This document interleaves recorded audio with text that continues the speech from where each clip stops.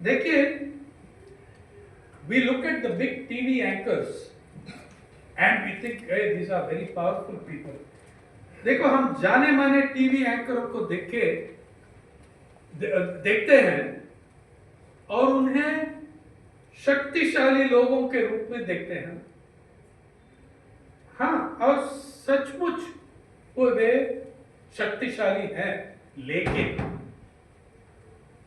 ये बड़े बड़े एंकर तब तक शक्तिशाली रहेंगे जब तक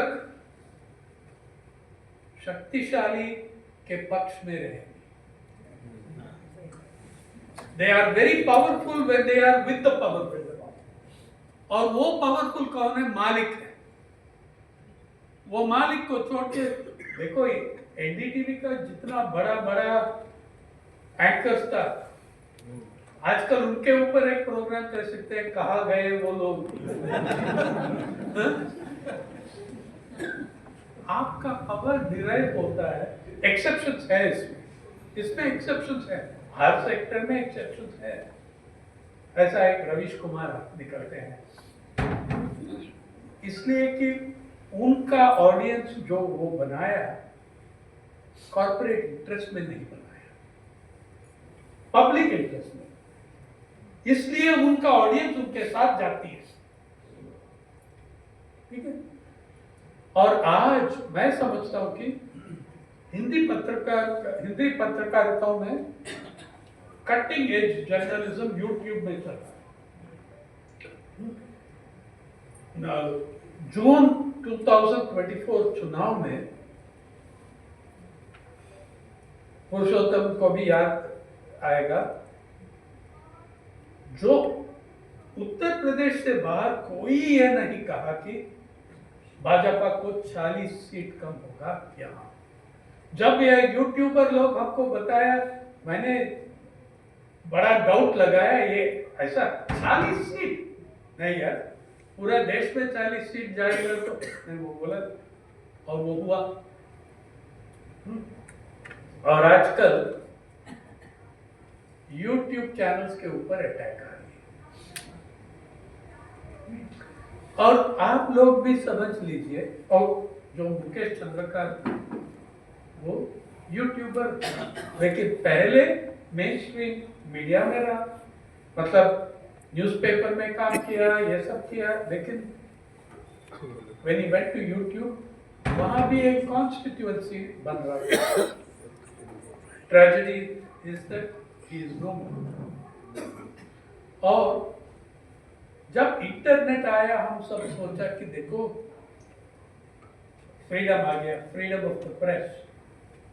अभी जो मेरा आवाज भी आएगा इंटरनेट पे। आप लोग प्लीज ये समझ लीजिए, बहुत इंपॉर्टेंट फंडामेंटल प्रिंसिपल। इंटरनेट आपको आवाज देती है। Internet guarantees you a voice. Internet does not guarantee that anybody will listen to you. ठीक है? It will not guarantee that. For that you have to pay. मैं एक वेबसाइट चलाता हूँ और मैं सोशल मीडिया में पोस्ट मैं नहीं करता हूँ, नौजवान लोग करते हैं हमारे ऑफिस में। देखिए, मेरा ट्विटर में एक 80,000 कुछ फॉलोअर्स हैं। आप समझते हैं कि जब मैं एक पोस्ट करता हूँ, कम से कम वो 80,000 लोग देखते हैं। Do you think so? 2%। वो 80,000 में the maximum I can reach is 2%। उसके ज्यादा पेड पोस्ट बन जाती है। हर पोस्ट के to reach my audience I have to pay him. इसलिए कि ये पूरा खेल उसको 60s 70s में बड़ा इंपॉर्टेंट पॉलिटिकल स्लोगन में, मोनोपोली को तोड़ो, मोनोपोली तोड़ो। आप लोग सब, people think that internet is a free space. सबसे ज्यादा मोनोपोली मीडिया में जो है वो इंटरनेट डिजिटल मोनोपोलीज में है। जो डिजिटल मोनोपोलीज 4 कंपनी है, 8 कंपनी था 3 साल पहले, वो 4 तक आ गया। हो सकता है कि 1-2 तक पहुंच जाएगा अगले 1-2 साल में। एक्स, मेटा, तो जुकरबर्ग जो फेसबुक को मेटा बना दिया, he also owns Instagram. He also owns Instagram. Google, YouTube, Instagram, सब 10-12 एंटिटी था, अभी 4 तक पहुंच गई। The kind of money that digital monopolies give you, the richest man in the world today is owner of Twitter, Elon Musk, the richest man in human history. तो please आप समझ लीजिए, digital monopolies, there is no free digital space. Why does it seem to us that there is so much freedom? Because internet और social media में आप सब समझते हैं कि हम कंज्यूमर हैं यहाँ। अरे आप प्रोड्यूसर हैं, you are producing the content.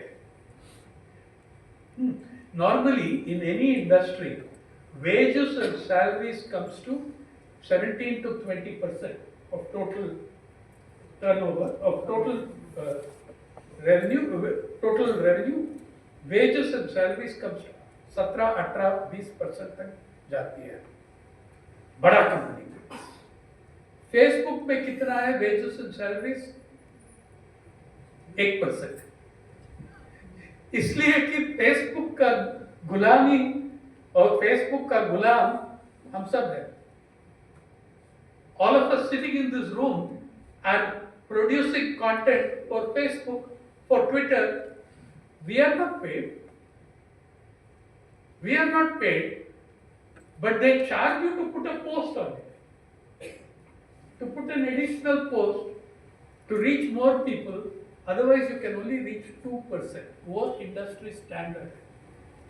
If I have 80,000 followers, when I put a post, I reach 2%. So, and they only will let that run for 3 days on Twitter. Then they stop searching for comments on it. Right? So, whether you're now, or within the Ben McDickian जो Washington post का editor रहा और pentagon papers को उसी ने break किया, उसने ये इंडस्ट्री इंटरमैनेज एंड मिक्सिंग को ऐसा डिस्क्राइब किया, corporate incest with in corporate incest, corporate incest with in corporate incest, that is how it is. Abhi, there is unbelievable power in the hands of unelected, unrepresentative people.